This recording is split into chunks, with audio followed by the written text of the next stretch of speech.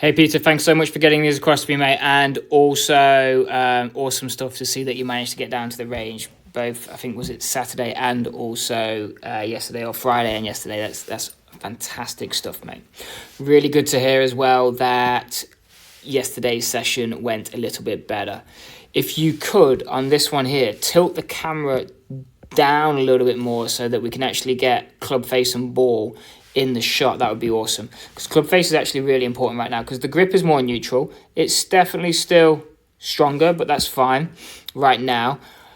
I want to see how the club is set up at address. Remember, if we're wanting to still play that draw biased, which I believe we are, otherwise you hopefully would have told me. And the only reason why I have that question mark is because in one of your descriptions you where is it, from the rear, first shot straight, blah, blah, blah. Third, perfect baby fade to aim point. Were you trying to play a fade there? Because then obviously the fifth one left with a little draw.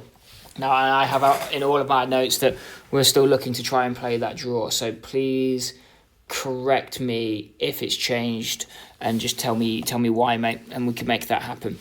But looking at that club face, we need to make sure that at address that face is slightly open. Obviously, I can't see when the club head itself isn't there. If you can just tilt the camera down a little bit, that's all it needs, literally half an inch. Rest of setup, improvement on the last submission, well done. Just want to show you again, though, however, where you look at the upper body, you can see upper body is still a little bit too far over to the left-hand side. When you look at where those shoulder lines are relative to feet, we want to try and get that upper body a lot more centered. If we actually center this box now for you, and we go just outside ankles, it will help highlight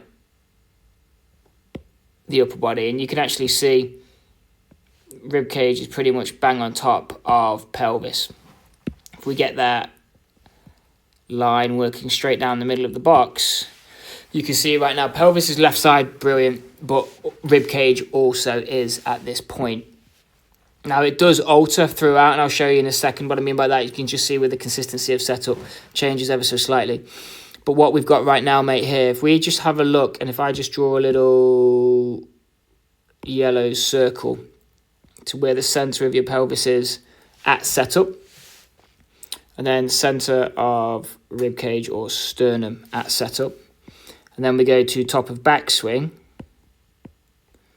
we can see now pelvis is now shifted or swayed away from target, and upper body, sternum, has basically stayed where it started.